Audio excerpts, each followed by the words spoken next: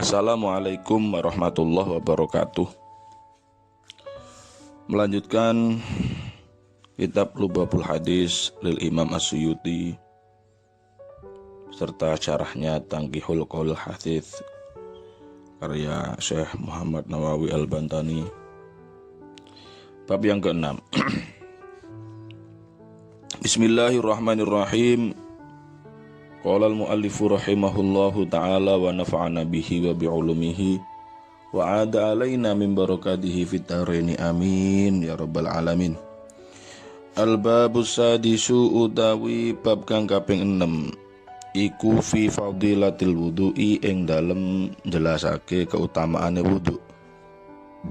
Bab yang ke-6 ini menjelaskan tentang keutamaan wudu. Dikutip dari kitab Riyadhus Shalihin, Kanjeng Nabi Muhammad sallallahu alaihi wasallam bersabda, tidak ada seorang hamba laki-laki dan perempuan dia melaksanakan wudhu dan memperbaiki wudhunya, artinya wudhu dengan baik, dengan sempurna. Kemudian setelah wudhu dia membaca surat Inna anzalnahu fi lailatul qadr sampai selesai, kecuali Allah memberinya di setiap huruf, memberikan kepada hamba itu 100 derajat kebaikan.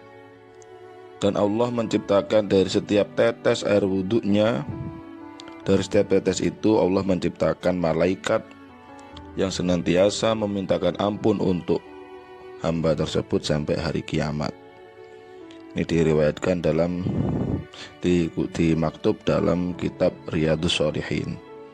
Ini salah satu yang menjelaskan tentang keutamaan wudhu, bahwa seseorang yang wudhunya dilakukan dengan baik, dilaksanakan dengan sempurna, kemudian membaca Al-Qadr Inna anzalnahu fi lailatul qadr sampai selesai, hamba itu akan diberi oleh Allah dari setiap huruf yang dia baca dari surat Lailatul Qadar itu 100 derajat kebaikan.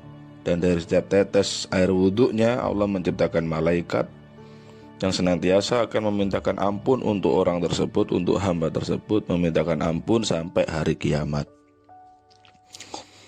Qala dawuh sinten an-nabi sallallahu alaihi wasallam, man utai sabane wong tawaddoa iku lamun wudhu sapa man li sholati krana salat, fa ahsana mongko bagusake sapa man al wudhu'a ing wudhu, tsumaqala nuli jumeneng sapa man ila sholati maring salat, fa innahu mongko setuhune man yakhruju iku metu sapa man min khotiatihi saking pira-pira dosane man, pira-pira keelekane man, kayaumi waladathu kaya dina ning lahirake ing man sapa umuhu, sapa ibu man.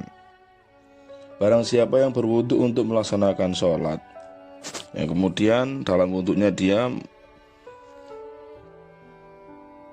melaksanakan dengan baik atau menyempurnakan wudhunya, artinya dia melaksanakan syarat-syaratnya, fardu-fardunya wudhu, rukun-rukunnya wudhu, dan tata krama wudhu, kesunahan-kesunahan dan adab wudhu. Kemudian setelah wudhu dia melaksanakan sholat, maka sesungguhnya orang tersebut keluar dari dosa-dosanya, maksudnya dosa-dosa kecilnya, seperti ketika ia baru dilahirkan. Jadi orang yang wudhu untuk sholat, wudhunya diperbaiki, wudhunya dilaksanakan dengan sempurna, syarat-syarat rukunnya dan tata krama dan sunnah-sunnahnya, orang tersebut seperti atau dibersihkan dari dosa-dosa kecilnya, sehingga dia ibaratnya bayi yang baru lahir. Wa qala lan dawuh sinten Nabi sallallahu alaihi wasallam, manut sapane wong tawaddoa iku lamun wudu sapa man li sholati krana salat, wa shallalan salat sapa man kafara mongko nglebur sinten Allah Gusti Allah dzunubahu ing pira-pira dosane man. Barang siapa yang wudu untuk mengerjakan sholat dan kemudian dia sholat, maka Allah akan melebur dosa-dosanya. Dosa-dosa yang apa? Marupane dosa bainahu kang ing dalem antarane ma wa baina sholati lan ing dalem antarane sholat al ukhra kang liya, allati kang tali kang ngiring-iringi utawa kang nyandingi apa sholat ha ing talika nyandingi apa alatiha ing salat. Jadi dosa yang diampuni adalah dosa antara sholat yang ketika dia wudhu sampai sholat lagi. Jadi orang yang wudhu untuk sholat, kemudian dia melaksanakan sholat itu, dari sholat yang ia laksanakan sampai sholat lagi, atau dari sholat yang sebelumnya, itu diampuni oleh Allah Subhanahu wa ta'ala. Wa qala lan dawuh sinten Kanjeng Nabi sallallahu alaihi wasallam, man utawi sapane wong nama iku lamun turu sapa man ala wudu ing atase wudu, fa adrakahu mongko nemoni ing man apa al mautu apa pati, fi tilkal lailati ing dalem mungkono wengi, fa huwa mongko utawi man indallah ing dalem ngarsane Gusti Allah iku syahidun, iku mati syahid. Barang siapa yang tidur dalam keadaan wudu, jadi sebelum tidur wudu dahulu, yang kemudian di malam itu dia meninggal dalam keadaan tidur yang berwudu, maka dia di sisi Allah di sisi Allah sebagai mati syahid. Jadi orang yang tidur dalam keadaan wudu dulu, kemudian ketika tidur itu dia meninggal malam itu, maka fahuwa indallahi syahid, maka dia di sisi Allah matinya adalah mati syahid.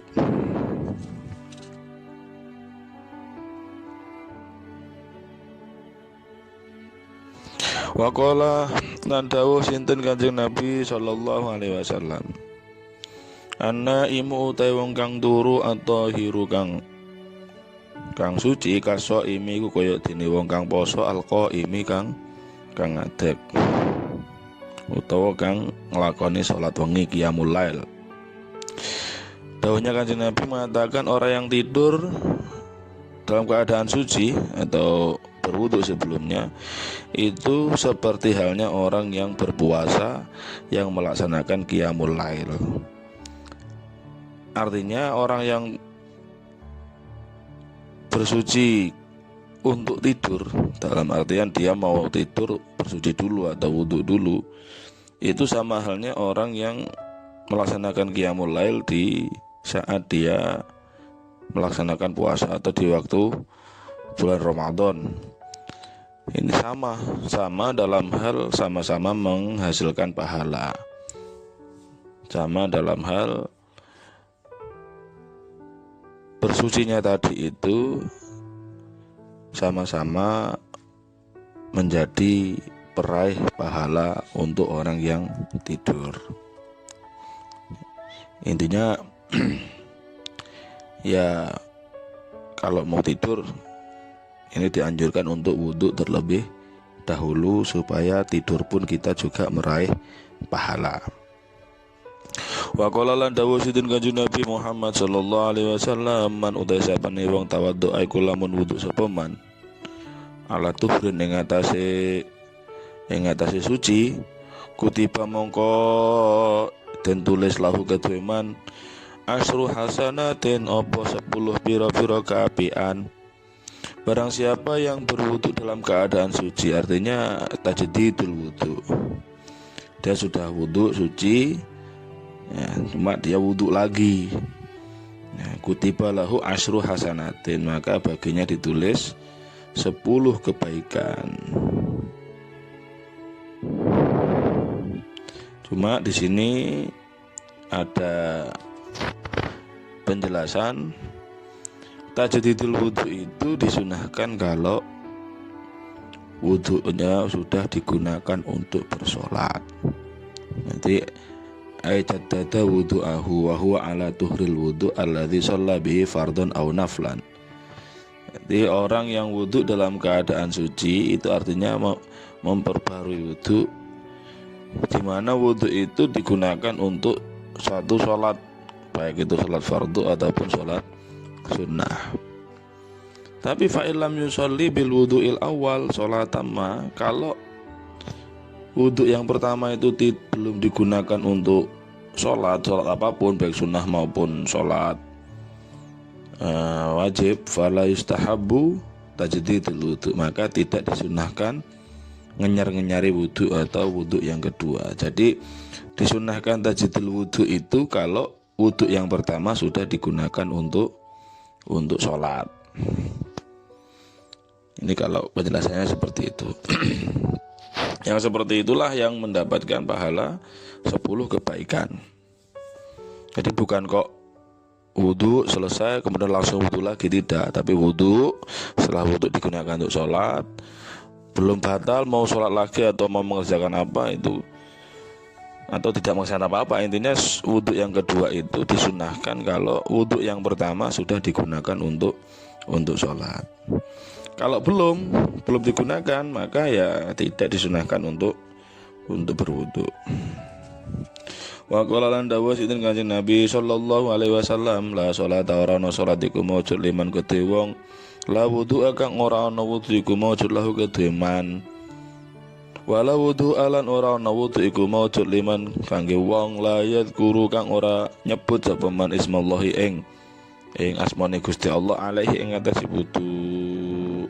Tidak sah sholat bagi orang yang tidak berwudu, dan tidak ada wudu yang sempurna. Artinya wudu tidak sempurna bagi orang yang tidak menyebut nama Allah ketika berwudu. Jadi kalau mau wudu itu sebut dulu nama Allah Subhanahu wa Ta'ala supaya wudunya sempurna. Artinya seandainya kita wudu pokoknya nawaitul wudu li rafil hadasil asghar tanpa menyebut Allah, itu sudah sah, namun tidak sempurna. Yang sempurna itu adalah ketika disebut nama Allah Subhanahu wa Ta'ala. Apakah di awal wudu bismillah terlebih dahulu atau bagaimana, pokoknya wudu ketika disebut nama Allah maka wudunya sah dan sempurna. Wa qala lan dawuh sinten Kanjeng Nabi sallallahu alaihi wasallam, al wudu'u utai wudu iku syatrul imani, iku separuhnya iman. Wudu adalah separuh dari iman. Kenapa kok dikatakan demikian? Karena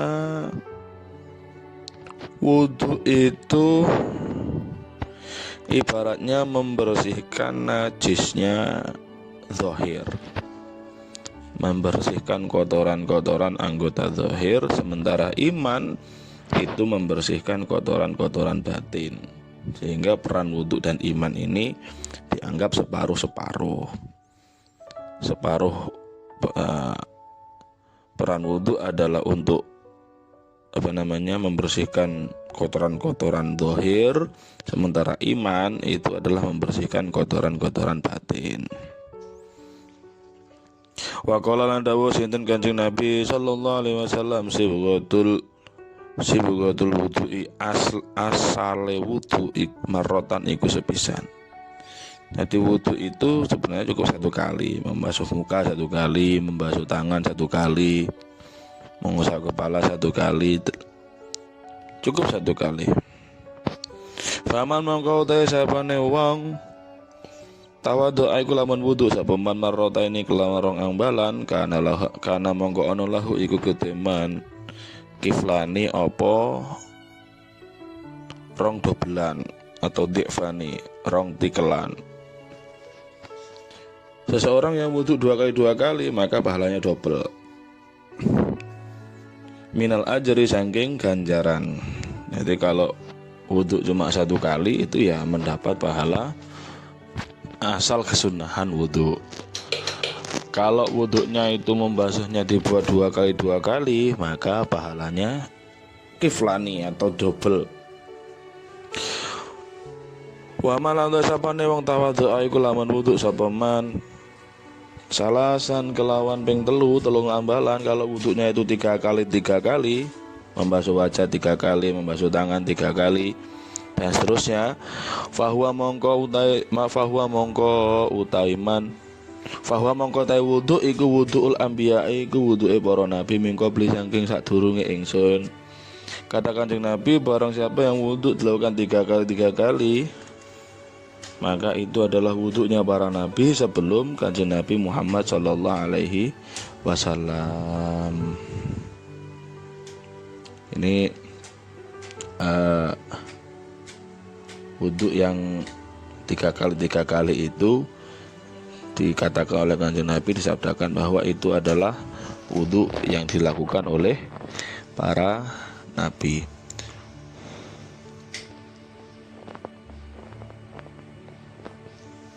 Wa qala lan dawuh sinten Kanjeng Nabi Muhammad sallallahu alaihi wasallam, la yaqbalu ora nampa sidin Allah Gusti Allah salat ahadikum ing salate salah sijine sira kabeh idza ahdasa ing dalem nalikane hadas sapa ahad hatta ya tawaddoa hingga wudu sapa ahad. Allah tidak menerima salatnya seseorang yang ketika dia hadas sampai dia wudu. Ya, namanya hadas ya salatnya ya tidak sah.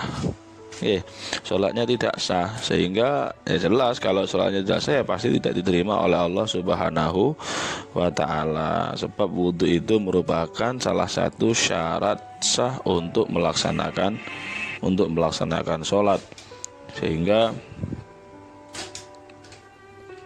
harus wudhu terlebih dahulu sebelum melaksanakan sholat.